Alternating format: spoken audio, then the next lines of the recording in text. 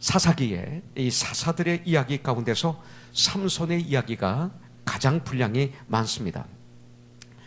다른 사사에 비해서 이 삼손은 출생에 대해서 자세히 기록이 되어 있는 것을 볼 수가 있습니다.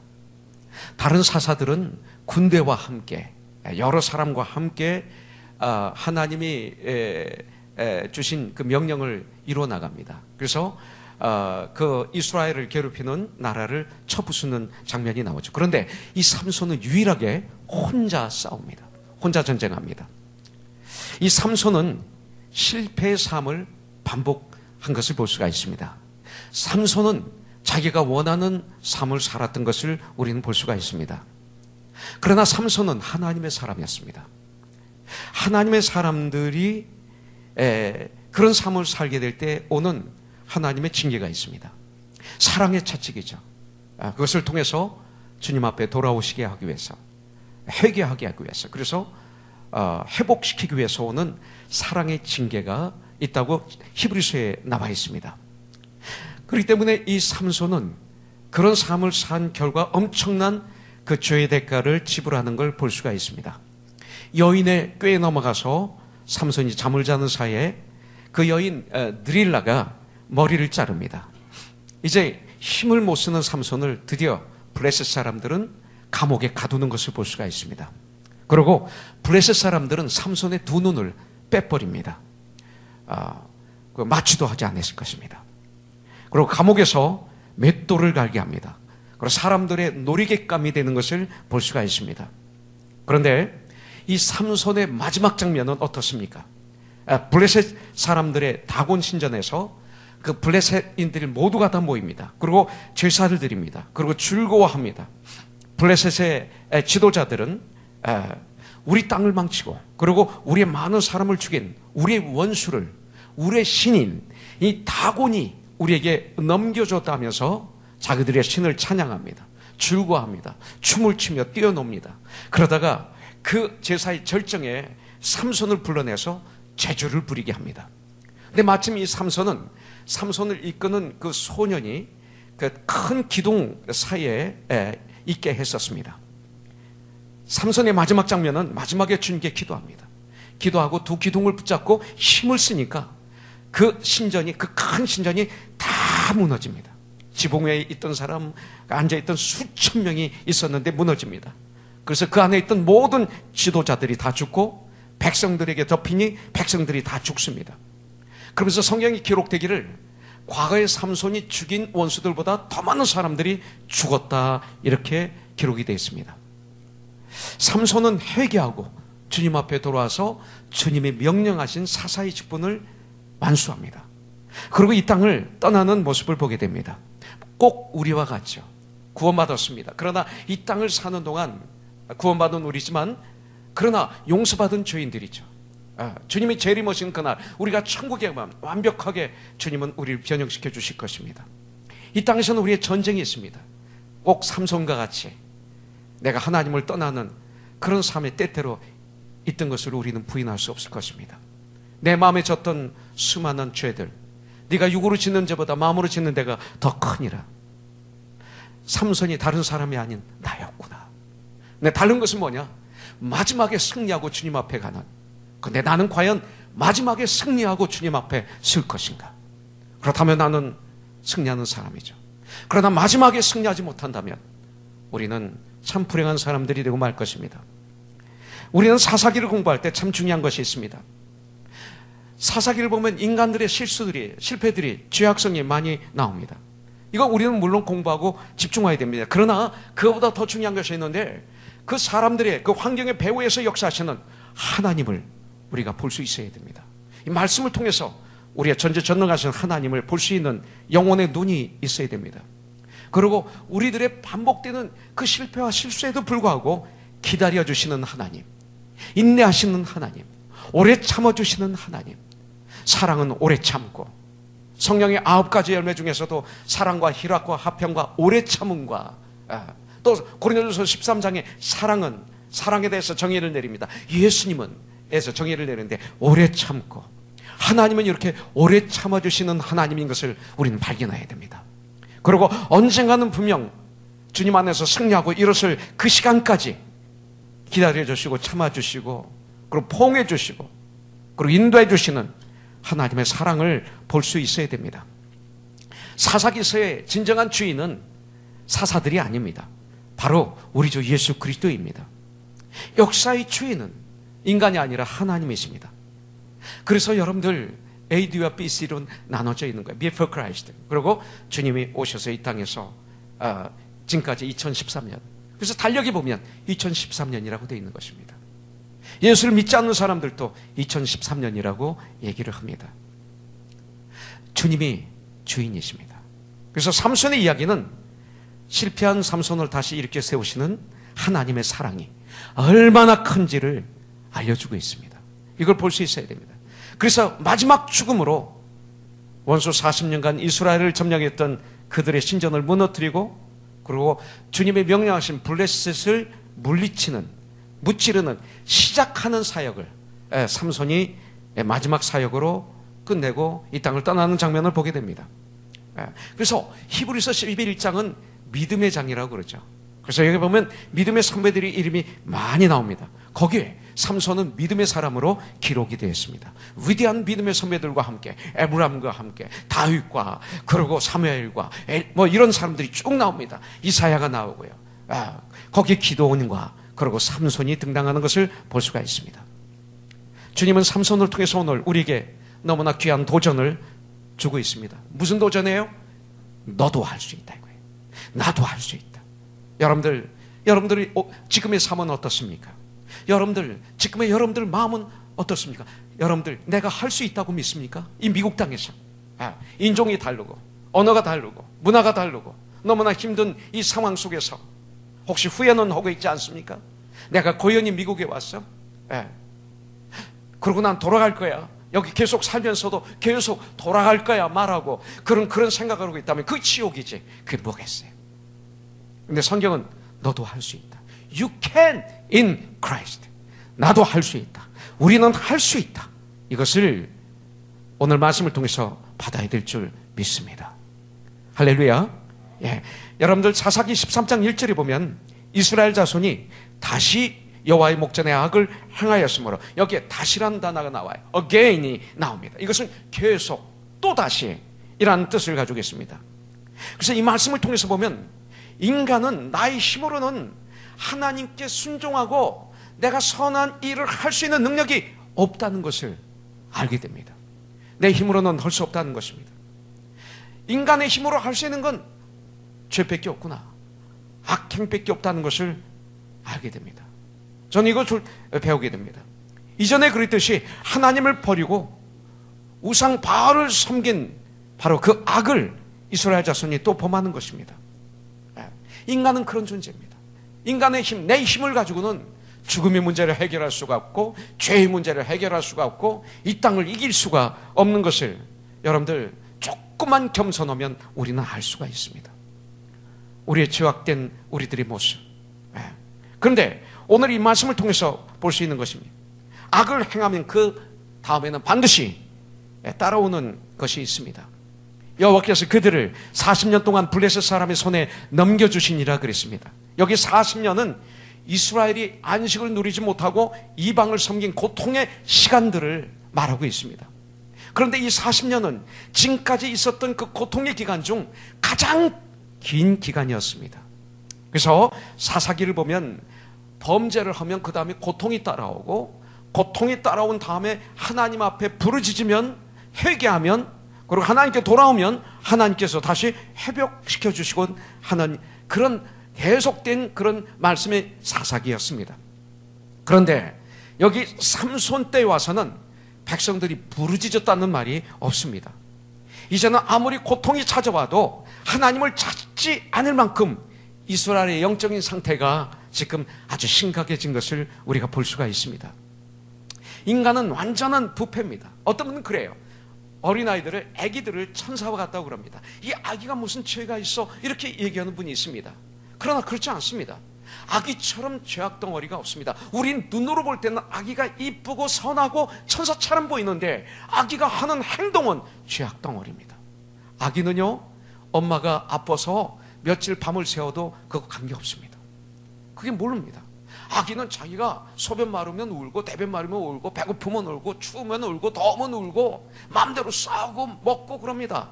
아기는요 남이 없습니다. 자기 밖에 모릅니다. 아기들은 사실은 그가 하는 모든 것은 악의 덩어리입니다. 겉으로 눈으로 보일 때 좋게 보이죠. 이게 이 세상입니다.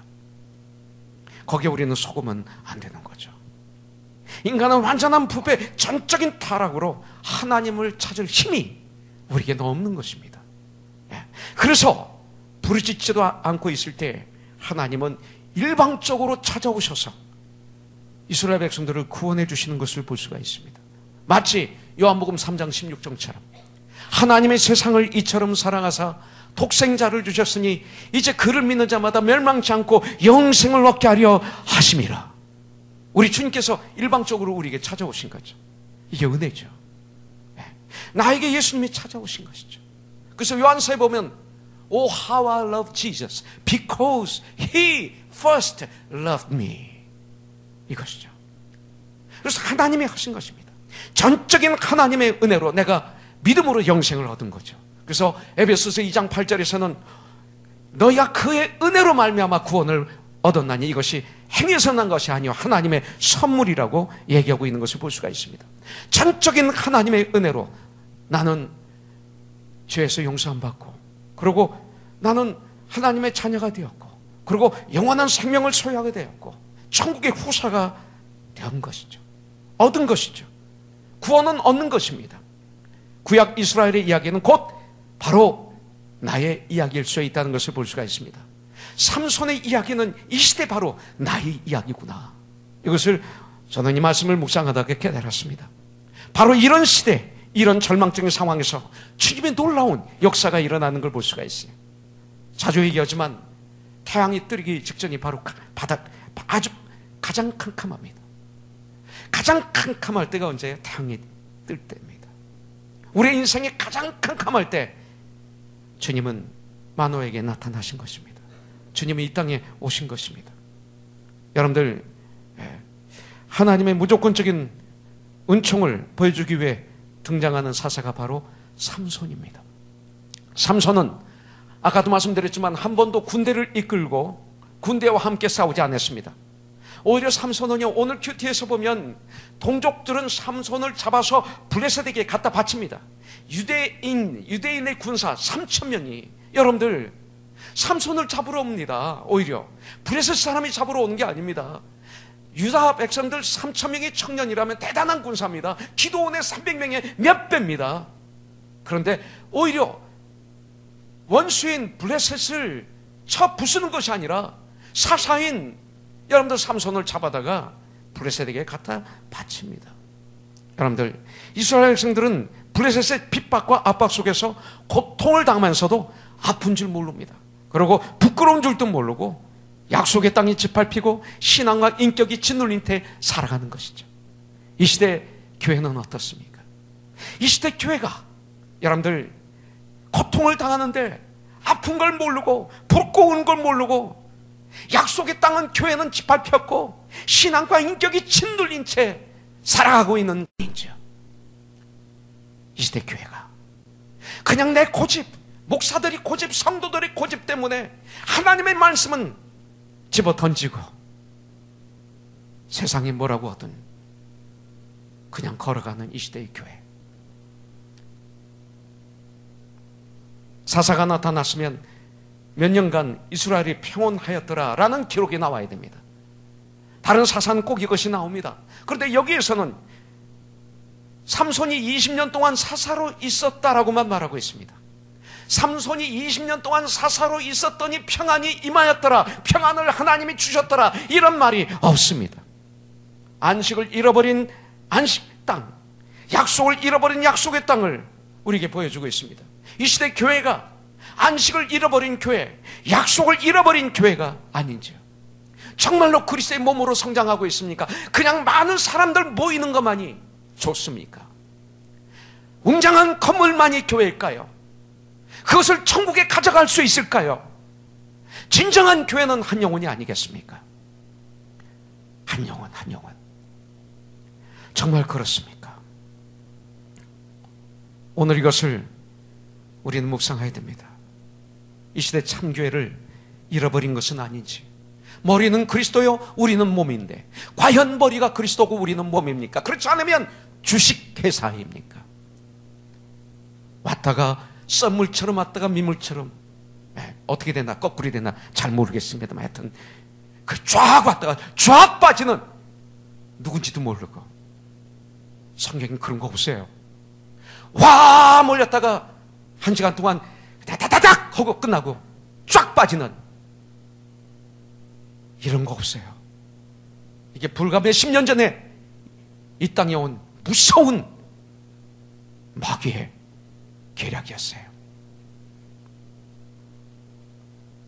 여러분들, 참교회, 참평화를 교회가 잃어버리면 안 돼요.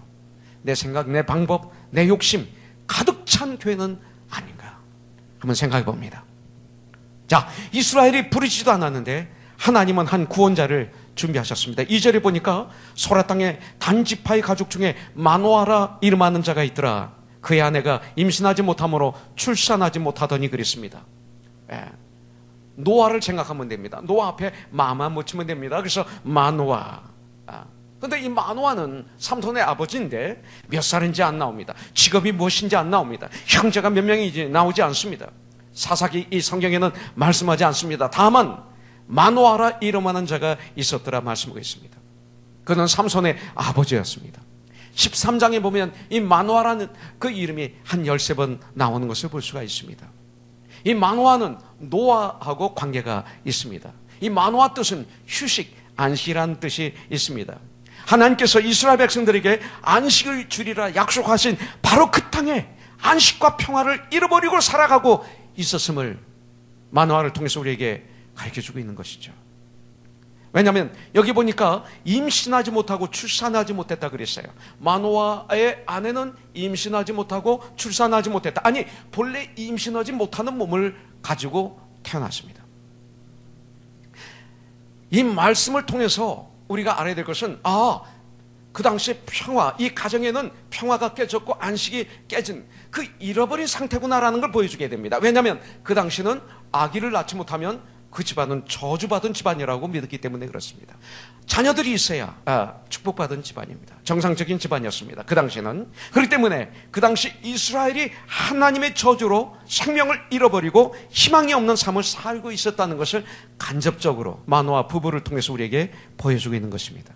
그래서 하나님은 말씀하십니다. 3절에 보니까 여호와의 사자가 그 여인에게 나타나서 그에게 이르시되, 보라, 네가 본래 임신하지 못함으로 출산하지 못하였으나 이제 임신하며 아들을 낳으리니. 이게 굉장한 말입니다. 우리 교회, 우리 범준 형제, 샤넬 자매, 원래 임신을 못하는 부부였습니다. 10년 동안 아이들이 없었죠. 포기했었습니다. 근데 10년 만에 하나님께서 축복을 허락해 주셨어요. 임신했을 때 우리 얼마나 좋아했어요. 우는 분이 있더라고요. 이거 아나운서만 하니까 박수 치면서 환호성이 나면서 눈물을 흘리는 어른들이 계시더라고요. 굿뉴스였어요. 복된 소식이었어요. 조금 있다가 그 아이가 좀 이상이 있다. 그러니까 또 우리가 얼마나 기도했습니까? 그런 가운데 둘은 결단했죠. 어떤 이상한 아이가 나오더라도 주님 주신 아이니까 낳겠습니다. 이 결단을 했어요. 그리고 태어났는데 정상 아이가 나온 거죠. 또 우리가 얼마나 같이 기뻐했습니까? 그 아이가 이름이 축복이에요. 축복이. 일부 예배 끝난 다음에 이놈이 나한테 막 뛰어오더니 꼭 안게. 얘가 영적으로 통하는 것 같아. 여러분들, 바로 이것이 기쁜 소식이 아닐까요? 아기를 낳지 못하는 자가 네가 임신하리라, 아기를 낳으리라, 이 소식을 듣는 것이 가장 기쁜 소식이고, 이것이 바로 복음이 아니겠습니까? 사망에서 생명으로, 여러분들, 하나님의 임재하심으로 이스라엘 땅에 이런 기적의 역사가 시작이 되고 있는 거예요. 이걸 영적으로 보면 이제 임신하여 아들을 낳으리니, 소망이 없었던 이스라엘 땅에 내가 이제 역사할 것이다. 정말 이 불임의 여성에 나타나셔서 하나님의 위로와 축복의 말씀이죠. 이 말씀은 100% 하나님의 능력으로 너희를 구원한다는 하나님의 선포의 말씀인 것을 볼 수가 있습니다. 침례 요한의 어머니가 엘리사벳입니다. 엘리사벳은 아기를 낳지 못하는 여인이었습니다. 이제 늙었습니다. 임신할 수 없습니다. 인간의 힘으로. 그때 천사가 나타나서 아이를 갖게 되리라, 이름을 요한이라 하라 할 때 이것이 가장 기쁜 소식이 아니었을까요? 예수님의 육신의 어머니인 마리아, 처녀의 몸에 성령으로 잉타여 하나님의 아들이신 예수님이 이 땅에 오시는 통로가 되게 하리라. 얼마나 기쁜 소식이었을까요? 오늘 본문에서 이 마노아의 아내 이름이 알려지지 않았습니다. 이 무명의 여인에게 여호와의 사자가 이제 임신하여 아들을 갖게 될 것이라고 알려줍니다. 그래서 태어난 아들이 삼손입니다. 이렇게 태어난 아이가 하나님께 바쳐진 나실인이 되리라고 오늘 말씀하고 있어요. 그럼 나실인은 무엇이냐 이겁니다. 이것은 하나님이 특별히 쓰시기 위해 구별한 사람이라는 뜻입니다. 하나님께서 특별히 쓰시기 위해서 특별히 구별한 사람, 이런 뜻이죠. 삼손은 그런 나실인이었습니다. 그렇다면 나실인이란 무엇일까요? 구별된 사람. 자, 삼손이 나실인 것과 마찬가지로 우리 성도들도 하나님께로부터 구별받은 사람들입니다. 우리들을 성경은 왕같은 제사장이라고 말하고 있습니다. 화목케 하는 직분을 가진 자라고 말하고 있습니다. 그리스도의 편지라고 말하고 있습니다. 예수님의 대사라고 말하고 있습니다. 예수님의 향기라고 말하고 있습니다. 우리를 그리스도인이라고 말하고 있습니다. 그렇다면 이 시대의 나실인이 바로 그리스도인인 우리가 아니겠습니까? 교회, 에클레시아이라는 뜻은 뭡니까? 분리된 사람들의 모임이라는 뜻입니다. 세상과 분리된 사람들의 모임. 교회가 뭡니까? 세상에서 방황하고 허우적거리고 그러고 갈바를 몰려 방황하고 혼돈 속에 사는 우리들, 죽음이 뭔지도 모르고 죄가 뭔지도 모르고 옳게 사는 것이 뭔지도 모르고 내가 왜 이 땅에 왔는지도 모르고 내가 어디를 향해서 가고 있는지도 모르고 내가 무엇을 해야만 되는지도 모르고 방황 속에 가고 있는 수많은 무리 속에서 우리 주님이 나에게로 오라, come unto me, 나에게로 오라, 수고하고 무거운 심령자들아 나에게로 오라, 내가 너희를 편히 쉬게 하리라. 나는 길이요 진리요 생명이니 나를 맘잠지 않고는 천국에 올 자가 아무도 없다. 나에게로 오라 할 때 그 음성을 듣고 그 음성에 순종해서 그 무리에서 걸어나와 주님 앞에 선 무리들, 구별된 무리들, 이 무리가 바로 교회입니다. 건물이 교회가 아닙니다.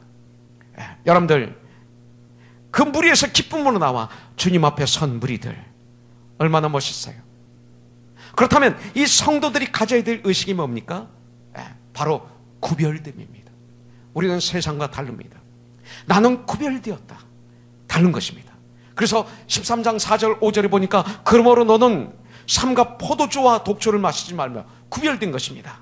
어떤 부정한 것도 먹지 말지니라. 보라, 네가 임신하여 아들을 낳으리니 그의 머리 위에 삭도를 대지 말라, 머리를 자르지 말라. 이 아이는 태서나무로부터 하나님께 바쳐진 나실인이 됨이라. 그가 블레셋 사람의 손에서 이스라엘을 구원하기 시작하리라 하시니, 이스라엘을 구원하리라가 아니라 구원하기를 시작하리라, 이렇게 말씀하고 있는 것을 볼 수가 있습니다. 자, 구별된 나실인들은 성경적으로 평생 지켜야 될 말씀이 있습니다. 그것이 첫째는 포도주나 독주, 심지어는 포도열매나 건포도도 먹어서는 안 된다고 명령합니다. 그렇다고 해서 포도를 먹지 말라고 그랬어요? 아닙니다. 그 뜻이 아닙니다. 바로 에베소서 5장 18절에 말씀 그대로 술 취하지 말라, 이는 방탕한 것이니 오직 성령의 충만함을 받으라, 이렇게 말씀하시는 것이죠. 자, 술과 성령은 모두 충만과 관계가 있습니다.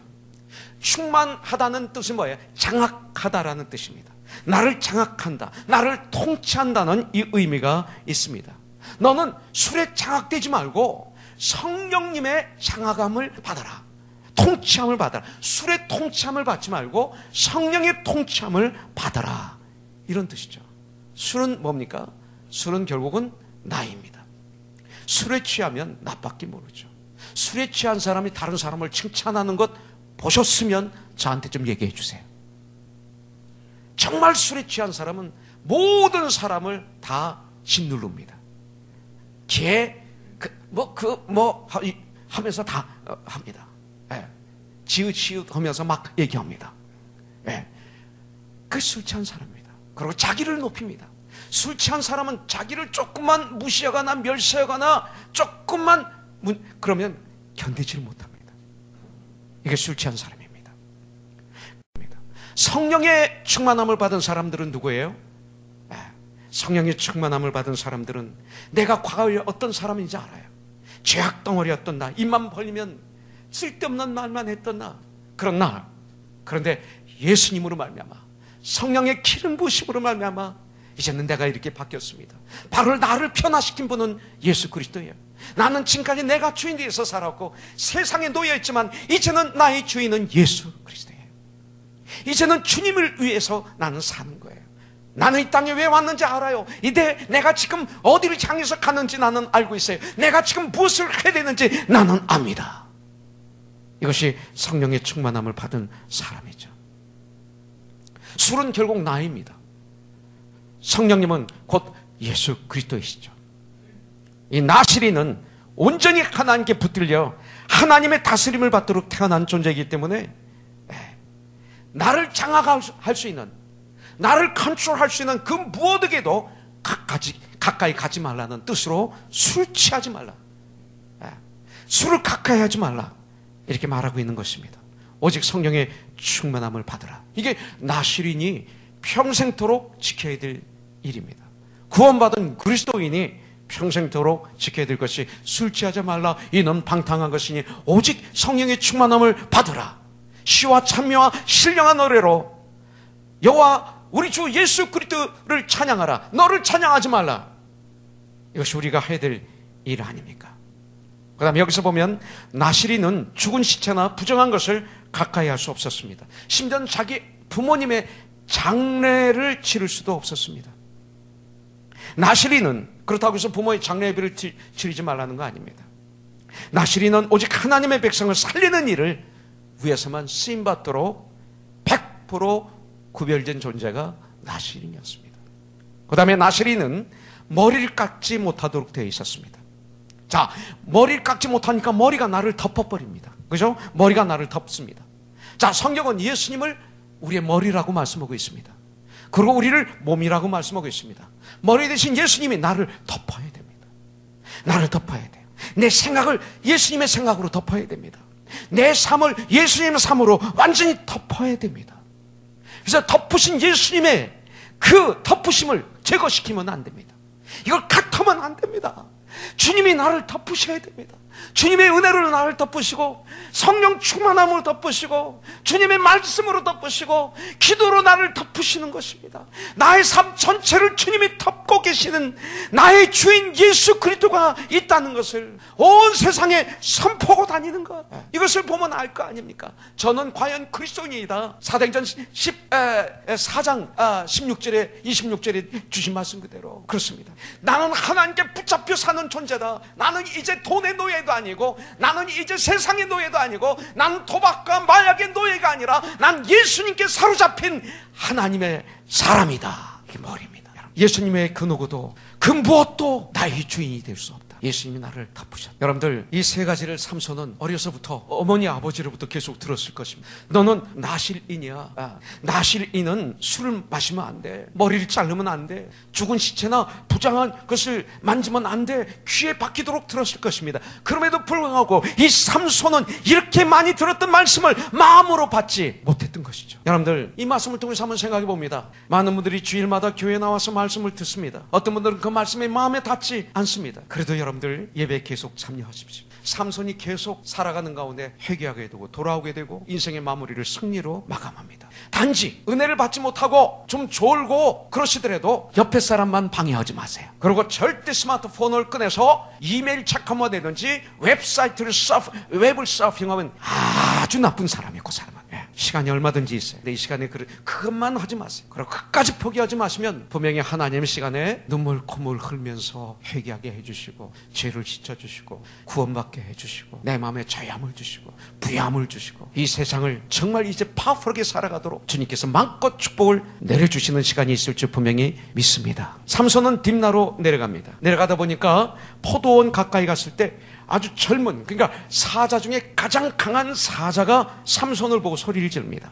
하나님께서 주신 능력을 가지고 사자를 염소 새끼를 찢듯 찢어 죽이고 그리고 삼손은 그냥 지나갑니다. 그런 후 얼마 후에 삼손이 그 여인을 데리러 다시 가다가 그 사자가 죽어있는 곳쯤 와서 이렇게 되돌아봅니다. 보니까 사자의 몸에 벌떼와 꿀이 있는 것을 보게 됩니다. 아주 꿀이 많습니다. 자, 그 당시는 꿀이 얼마나 귀했는지 모릅니다. 지금은 꿀이 흔합니다. 그러나 그 당시는 꿀이 돈이었습니다. 꿀이 영양제였습니다. 꿀이 약이었습니다. 귀한 음식이었습니다. 그런데 죽은 사자의 몸에서 그 꿀이 흘러넘치고 있는 것입니다. 아까운 꿀, 돈, 아무도 보는 사람이 없습니다. 사사기 14장 8절부터 9절에 보니까 삼손은 그 꿀을 손으로 떠서 걸어가면서 먹으며, 그리고 부모에게 그 꿀을 먹게 합니다. 꼭 죄를 지을 때 혼자 안 짓습니다. 나쁜 짓 할 때 꼭 같이 친구를 초청해서 같이 짓는 경우가 많죠. 삼손도 그 마음이 있어도 아버지에게 줍니다. 그 스토리는 얘기하지 않아요. 여러분들, 삼손이 이 꿀을 아무 생각 없이, 주저함 없이 먹었다는 것입니다. 이 꿀을 먹을 때 삼손은 내가 누구인지 전혀 생각하지 않았다는 것입니다. 저와 여러분들이 나는 누구인가, 이것이 중요합니다. 나는 누구인가? 나는 나실인이라는 것입니다. 나실인은 죽은 시체나 죽은 시체에게, 또 그 어떤 짐승에게 손을 대해서는 안 되는 것입니다. 그럼에도 불구하고 죽은 사자에게서 나온 꿀을 보면서 나는 나실인이다라는 생각을 잊어버린 것입니다. 죽음은 시체를 말합니다. 전혀 주저함이 없었습니다. 그냥 먹었습니다. 여러분들, 저와 여러분들이 그렇습니다. 아무도 없는 곳이 유혹의 장소인 것을 저는 압니다. 아무도 없을 때 생각을 통해서 마귀는 나를 어떻게 합니다. 유혹은 혼자 있을 때 주로 많이 옵니다. 이브가 혼자 있을 때 어택을 받습니다. 강하게 다가옵니다. 그래서 사람들에게는 돕는 자를 주신 거예요. 아담에게 이브라는 돕는 자를 주신 거죠. 그래서 독차하는 것이 보기 좋지 않으니, 이 말은 외롭게만 보인다는 게 아니라 죄를 줄 수밖에 없으니 이 소리도 있습니다. 혼자 있을 때 조심하십시오. 말씀을 묵상하십시오. 기도하십시오. 주님을 바라보십시오. 십자가를 바라보십시오. 그러지 않으면 유혹은 나에게 오게 되어 있습니다. 그래서 저는 제 방에 카메라를 설치한 것입니다. 그래서 CCTV를 통해서 사무실에서, 또 저 뒤에서, 아니 저 비디오실에서, 아니 스마트폰으로 내 방을 누구든지 볼 수 있도록 한 것입니다. 전 너무나 좋습니다. 왜? 내가 연약하기 때문에 나를 지키고 싶어서 이렇게 한 것입니다. 이제는 주님이 나와 함께 하십니다. 마태복음 28장에 보면 세상 끝날까지 종룡아 내가 너와 함께 하리라 약속하셨어요. 그리고 카메라가 나와 함께 있어서 좋습니다. 또 이 카메라를 통해서 나를 보는 분들이 있어서 좋습니다. 지훈 간사가 전화가 왔어요. 목사님, 카메라를 통해서, 스마트폰을 통해서 사무실에 계신 걸 보고 전화했습니다. 전 기뻤습니다. 지훈 간사가 나의 감시자가 아니라 나의 동역자인 것을 압니다. 나를 감시하기 위해서 보는 게 아니라 우리 목사님 지금 뭐를 하시나 보는 것입니다. 여기에 나는 유스트가 된 것입니다. 저와 같이 있는 카메라, 이 카메라를 통해서 같이 있는 지체들이 나에게 있다는 것입니다. 마귀는 대적하고 유혹은 피하라고 성경은 말씀하고 있습니다. 여러분들, 삼손은 주님의 뜻보다 꿀이 더 좋았습니다. 여러분들, 주님의 말씀에서 멀어지게 하는 이 세상의 유혹이 너무나 강합니다. 저는 스포츠를 여러분들에게 즐기라고 하겠습니다. 그러나 스포츠의 노예는 되지 마십시오. 적어도 페이스북에 들어가서 처음부터 끝까지 스포츠 얘기로 도배를 한다면 여러분들은 스포츠의 노예입니다. 우리는 먹든지 마시든지 무엇을 하든지 하나님의 영광을 위해서 하라고 그랬지, 스포츠가 나이지 않습니까? 내가 부려야지, 내가 즐거워해야죠. 그러나 그것이 나의 모든 것이 되면 그 인생은 안 되잖아요. 거기 속지 마십시오. 아니, 유현진 군을 우리가 좋아할 수 있고 정말 사랑할 수 있습니다. 그러나 어떤 분을 보면 예수님보다 더 좋아하고 있어요. 그가 잘하면 유현진 군이 돈 벌지 나의 그 돈 하나도 안 벌잖아요. 나하고 아무 관계도 없잖아요. 어느 날인가 이제 멀리 떠나고 생각도 안 할 뿐이죠. 그런데 마치 유현진을 좋아하고 즐기고 사랑하고, 그리고 기도해주고 그가 구원받고 하나님께 영광을 드릴 수 있도록 이렇게 하면서 스포츠를 엔조이는 할 수 있지만, 잘못하면 그거에 노예가 될 수 있는 거죠. 밸런스를 놓쳐서. 여러분들, TV도 마찬가지입니다. 밸런스를 잘 맞춰야 됩니다. 사랑과 희락과 화평과 오래 참음과 자비와 양성과 충성과 온유와 절제니 이 같은 것을 금지할 법이 없느니라. 성령의 9가지 염려 중에 마지막에 절제는 셀프 컨트롤입니다. 밸런스입니다. 이것이 우리에게는 너무나 중요합니다. 우리는 즐길 자유가 있습니다. 그러나 그 즐길에 그런 것들의 노예가 되지 마십시오. 오직 예수님만이 나의 주인이 되어야 됩니다. 마약을, 도박을 통해서 우리를 주님에게서 멀어지게 합니다. 슬쩍 들어오는, 그래서 나를 썩게 만드는 물질이라는 것에 노예가 되지 마십시오. 부리십시오. 명예의 노예가 되지 마십시오. 부리십시오. 권력 부리십시오. 그러나 노예가 되지 마십시오. 인기 우리는 얻어야 됩니다. 하나님께 영광 올려드려야 됩니다. 그러나 노예가 되지 마십시오. 참 많은 분들이 여기에 쓰러집니다. 죽은 사자에서 꿀을 그냥 먹는 것입니다. 아무 생각 없이 꿀을 먹는 것입니다. 세상이 주는 유혹을 그냥 받아들여서 죽는 것입니다. 삼손은 쉽게 넘어가 버렸습니다. 자기가 누군지를 생각 안 했습니다. 삼손은 나실인이었습니다. 구별된 사람이었습니다. 그러나 그런 생각을 갖지 않았습니다. 그러므로 성도는 이 땅에서 가장 중요한 것이 뭡니까? 내가 누구인지에 대한 정확한 것이 있어야 됩니다. 나는 누굽니까? 나는 이 시대의 나실인입니다. 나는 그리스도인입니다. 내가 그리스도인이라는 것은 구별되었다라는 뜻입니다. 이 아이는 태사나무로부터 하나님께 바쳐진 나실인이 됨이라. 구별되었다. 그 뒤에 재미있는 말씀이 나오는데 그가 블레셋 사람의 손에서 이스라엘을 구원하기 시작하니라. 능력의 사사 삼손은 이스라엘을 블레셋으로부터 완전히 구원할 수는 없을 것이라고 여기서 말씀하고 있습니다. 다만 구원하기 시작하리라. 구원의 작은 역사를 시작하기 위해 부름받은 사사가 삼손이었던 것을 볼 수가 있습니다. 이 구원은 언제 완성이 됩니까? 블레셋을 언제 물리칩니까? 다윗 왕을 통해서 물리치게 됩니다. 이스라엘이 블레셋을 완전히 물리친 것은 다윗 왕이 블레셋을 완전히 멸하는 사무엘 하 8장에 마무리됩니다. 우리는 전쟁할 것입니다. 블레셋을 물리치기 시작할 것입니다. 우리는 이 세상을 이기기 시작할 것입니다. 그러나 주님이 재림하시는 그날 완전히 전쟁은 끝나게 될 줄 믿습니다. 그때까지 포기하면 안 됩니다. 내가 누구인지를 정확하게 알면 우리는 승리합니다. 이 세상을 정말 그리스도인으로 살아갈 때 가장 필요한 것이 뭐냐면 내가 누구인가. 매 순간 내가 누구인가. 나는 나실인이다. 이것입니다. 나는 그리스도인이다. 이것이 중요합니다.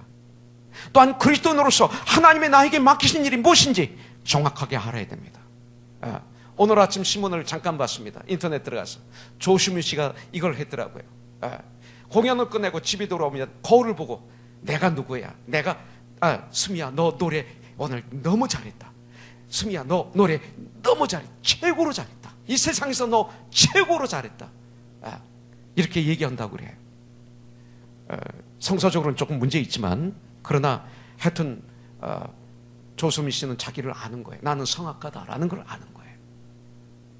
그래서 그렇게 오래 할 수 있는 거예요. 많은 분들이 자기를 모르면 중간에 다른 짓 해요.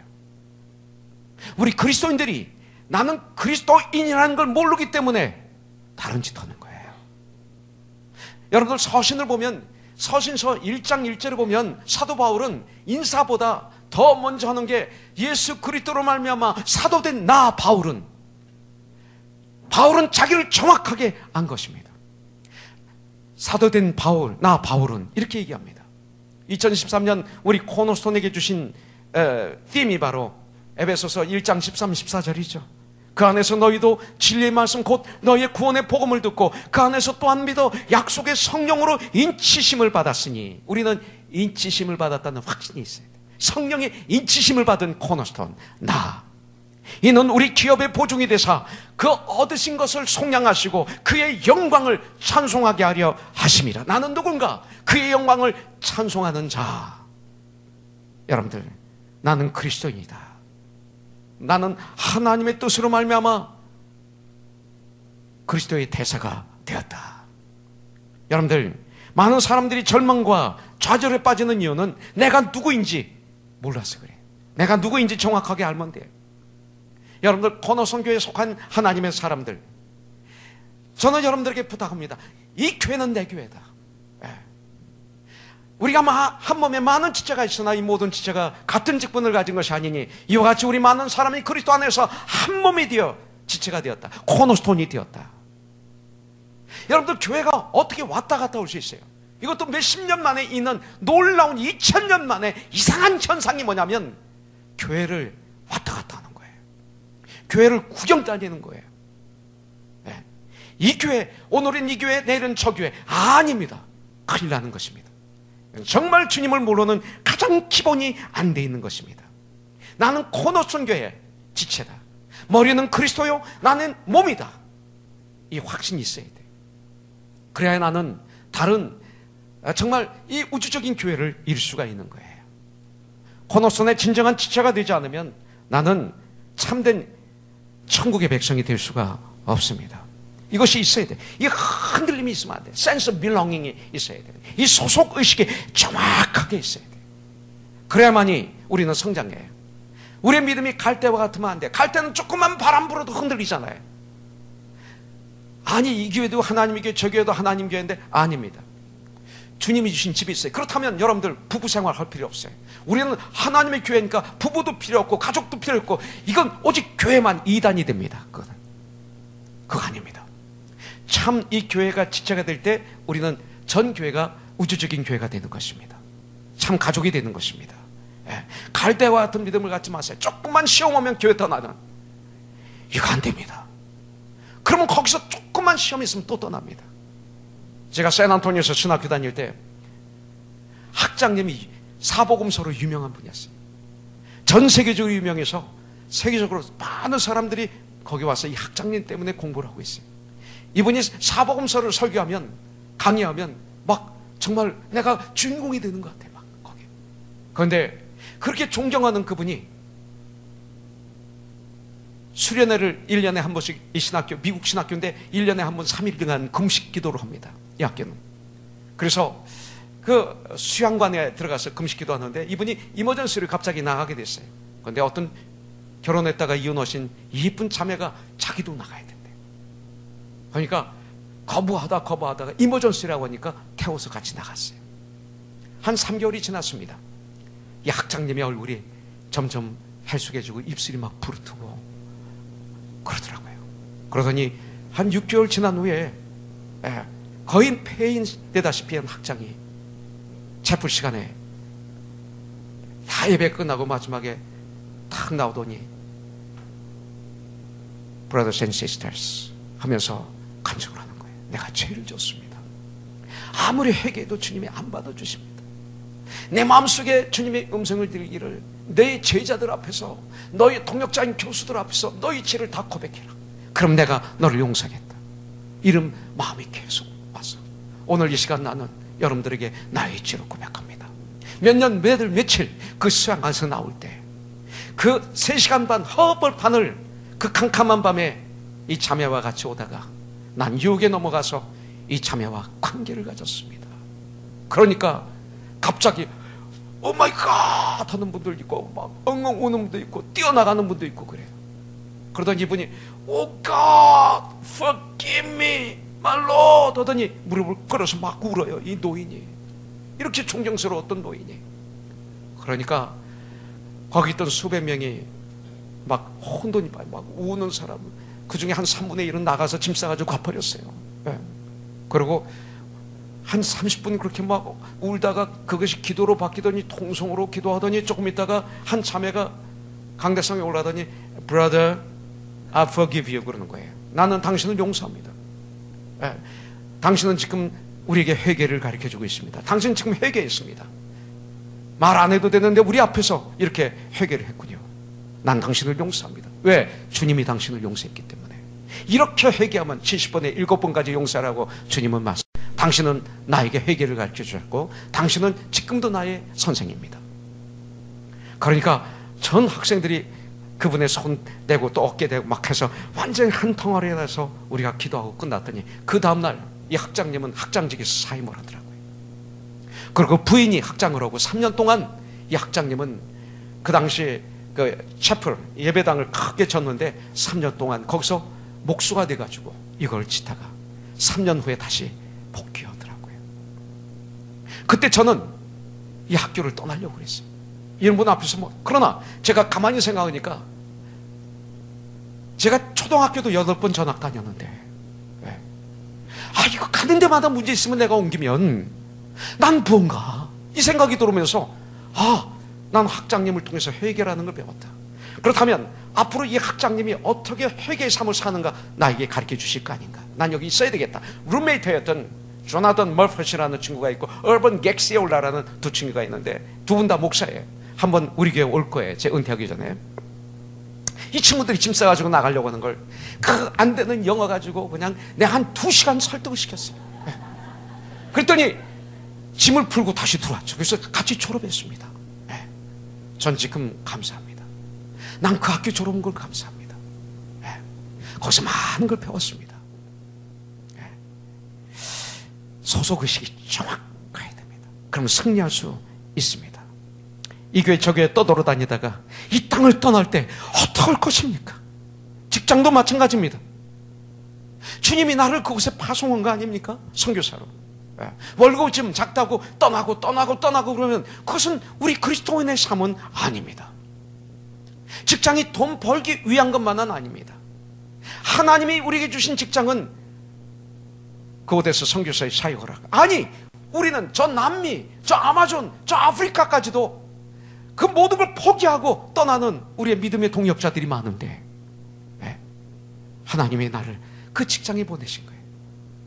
거기서 땀을 흘리면서 주님 일을 감당한다면, 충성스럽게 주님 일을 하는 것처럼 한다면 그게 작은 예수고 그것이 그리스도의 편지고 그것이 소금이 아니겠습니까? 일을 하다가 괴롭고 답답하고 어려운 일이 있을 거예요. 저는 목회하는데 저에게도 있죠. 그때는 전쟁에서 통과해야죠. 승리해야죠. 우리 삶이 그래야 됩니다. 소속의식이 정확해야 됩니다. 요셉이 바로 그런 삶을 살았기 때문에 억울하게 노예로 잡혀갔습니다. 아니 바디바리 집에 노예로 있을 때 얼마나 억울해요. 난 억울하다. 하나님 난 억울합니다. 그냥 앉아서 땅을 치면 통코에도 부족한데 그는 소년이지만 열심히 그곳에서 주님을 섬기듯이 일했더니 바디바리 그를 인정하고 가정총무를 삼아요. 억울하게 감옥에 갇힙니다. 거기서도 열심히 주님 일을 했어요. 주님을 섬기는 것처럼 감옥에서 사명의 현장에서 최선을 다했더니 간수가 키를 다 맡겨버립니다. 이게 그리스도인입니다. 여러분들 디모데후서 3장 14절에 보면 바울은 디모데에게 명령합니다. 그러나 너는 배우고 확신한 일에 거하라. 너는 내가 누구에게 배운 것을 알아라. 성경은 말씀하고 있습니다. 그렇다면 믿음의 종들이 되어서 우리는 무엇을 해야 될 것인가? 이건 중요합니다. 내가 무엇을 해야 될 것인가? 여러분들 바울이 예수님을 영접했을 때 다메섹 도상에서 제일 처음에 중요한 것이 뭐예요? 제일 처음에 질문한 것이 Who are you, my Lord? 그랬어요. 난 주님을 알고 싶습니다. 예수님을 믿으면 예수에 대해서 알고 싶습니다. 그 다음에 예수님에 대해서 알고 나니까 그 다음에 무엇이 궁금했습니까? What shall I do, my Lord? 주여 내가 무엇을 하기를 원하나이까? 이 두 가지를 알게 된 거죠. 여러분들 바로 그것입니다. 그렇다면 내가 무엇을 해야 될까요? 이 땅에서. 그러다가 이 땅을 떠날 때 승리라고 말할 수 있을까요? 삼손을 이 땅에 보낸 목적이 뭡니까? 브레셋 사람들과 싸우기 위해서예요. 목적이 뚜렷했습니다. 나신이로서 이 땅에 온 목적이 뭘까요? 사도행전 1장 8절에 보면 오직 성령이 너희에게 임하시면 너희가 권능을 받고 예루살렘과 온 유대와 사마리아와 땅까지 이르러 나의 증인이 되리라. 증인이 된 삶이에요.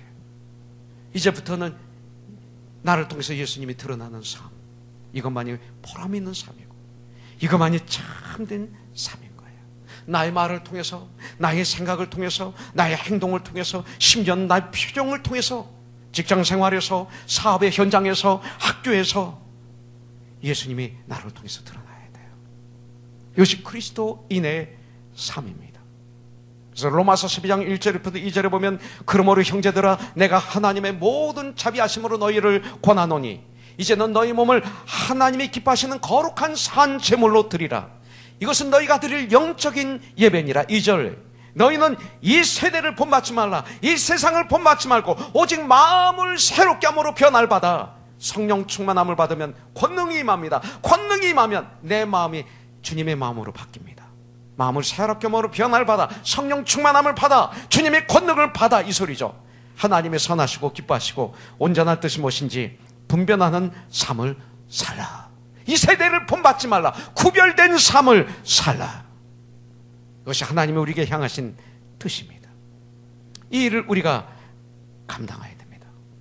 이 일을 감당하기 위해서는 레위기 18장 3절부터 5절에 보면 너희는 너희가 거주하던 애굽 땅의 풍속을 따르지 말며 이 세대를 본받지 말고, 똑같은 말이죠. 내가 너희를 인도할 가나안 땅의 풍속과 규례도 행하지 말고, 너희는 이 세대를 본받지 말고 너희는 내 법도를 따르며 내 규례를 지켜 그대로 행하라. 하나님의 말씀은 살아서 운동력이 있어서 좌우의 어떤 검보다도 예리하여 혼과 용감히 관저가 골수를 찔러 쪼개게 하고 사람의 마음을 감찰하시는 하나님의 말씀을 낮과 밤으로 묵상하는 자가 되라.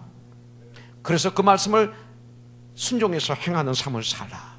내가 말씀을 읽고 듣고 그 말씀을 배운 그대로 실천하면 복이 있느니라. 요한계시록 2장 3절. 나는 너희의 하나님 여호와니라. 너희는 내 규례와 법도를 지키라. 사람이 이를 행하면 그로 말미암아 살리라. 나는 여호와니라. 마태복음 5장은 산상수훈의 장입니다. 팔복이 나옵니다. 그 뒤에 계속해서 나오는데 너희는 세상의 소금이다. 소금이 만일 그 맛을 잃으면 무엇으로 짜게 하려. 후에는 아무 쓸모없어요. 다만 밖에 버려져 사람에게 밟힐 뿐이니라. 저는 어제 그저께 제가 좋아하는 콩나물국을 제 아내가 끓여줬어요. 전 콩나물 참 좋아해요. 근데 소금을 갖다 주더라. 그러면서 제 아내가 철아빠 이거 천연 소금 그러는 거예요. 소금도 질이 많더라. 오래된 소금, 나쁜 소금, 조금 좋은 소금, 아주 좋은 소금 여러 가지가 있어요. 근데 못 쓰는 소금 있어요. 못 쓰는 소금은 독이, 소금 가지고 독약 만드는 거 아시죠? 소금은 맛을 주고 생명을 주지만 독도 줄 수 있습니다. 김치에 소금이 들어가면 맛있는. 며칠 전에 교회에서 사역하다가 북창동에 가서 콩국수를 먹습니다. 소금을 탁 넣었더니 맛이 팍. 여러분들 소금은 그렇습니다. 저와 여러분들이 제가 영준에게 탁 하면 영준이 생명이 솟아요. 내가 갔는데 영준이 고통스러워. 우리 목사님 좀 불쌍히 여겨주세요. 우리 목사님 때문에 죽겠습니다. 목회 제대로 하게 해주세요. 그럼 난 큰일 나는 거야. 그죠? 내가 목사님 참 잘했어. 땡큐 목사님 주님 안에서 목사님 내가 이렇게 바뀌었어요. 이 정도 돼야지. 예? 그렇지 않아요. 내가 그런 사람이에요. 내가 가면 분리가 일어나고, 내가 가면 어두워지고, 내가 가면 시험 들고, 내가 가면 교회 나가고, 꼭 만나면 교회 나가는 사람이 있어. 그건 맛을 잃은 소금이에요. 여러분들 주의 맛을 내는 천국의 소금이 되기를 주님의 이름으로 축복합니다. 여러분들 하나님의 말씀을 낮과 밤으로 묵상하며 무시로 기도하는 가운데 예수님을 알아가고 예수님을 믿는 일에 하나가 되어 온전히 되어 예수 그리스도의 장성한 분량이 충만한 데까지 이르러 우리 함께 주님을 예배드리는 거예요. 호흡이 있는 자마다 여호와 하나님을 찬양하라. 시편 150편 6절, 시편 22편 3절에 보면 이스라엘의 찬송 중에 거하시는 여호와 하나님은 거룩하시다. 아니 이사야서 43장 21절에 보면 내가 이 백성을 창조한 원인은, 만든 원인은 나를 찬양하게, 나를 예배드리게 하려 함이라. 우리 함께 주님께 예배드리는 삶을 사는 거죠. 그리고 믿는 형제자매들끼리는 뜨겁게 섬기는 거예요. 기쁨으로 섬기면 얼마나 좋은지 몰라요. 동원 형제처럼 너무 좋아요. 너무 좋아요. 어제 그렇게 수고했는데, 그렇게 땀을 흘렸는데 오늘 아침 저보고 그래요. 너무 좋아요. 너무 행복해요. 감사로 섬길 때 주님이 주신 진정한 행복이 있어요. 이번 커넥션에 그런 것이 있어야 돼요. 여러분들, 그리고 믿지 않는 자에게는 때를 얻든지 못 얻든지 앰머리처럼 달라붙어서 복음을 증거해야 됩니다. 이것이 바로 우리가 블레셋을 전쟁을 쳐부시기 시작하더라, 바로 이것이 그런 삶인 줄 분명히 믿습니다. 꿀을 보고 손으로 덥석 잡아먹는 그 짓을 반복하는 삶을 살면 안 될 것입니다. 하나님을 영광을 위해서 사용해야 할 나의 힘을 육신의 쾌락을 위해서 다 쓰고 나면 죽음 앞에서 참 고통스럽습니다. 여러분들, 이 꿀 때문에, 먹으면 안 되는 꿀, 만지면 안 되는 꿀 때문에 천국의 삶을 잃어버린다면 이것은 저주입니다. 오늘 이 시간 기도하십시오. 오늘 이 시간 회개하십시오. 오늘 이 시간 주님 앞에 결단하십시오. 주님은 우리의 기도를 들어주시기 위해서 우리의 마음 문 밖에서 기다리고 계십니다. 회개하려면 빨리 하는 것이 좋습니다. 지금 이스라엘이 40년 동안 블레셋에게 고통을 당합니다. 40년까지 가지 마십시오. 회개하면 끝납니다. 나의 조그만 자존심 때문에, 이 교만 때문에 회개를 미루지 마십시오. 할렐루야. 우리 멜로디에 있는 기도를 주님께 올려드리겠습니다.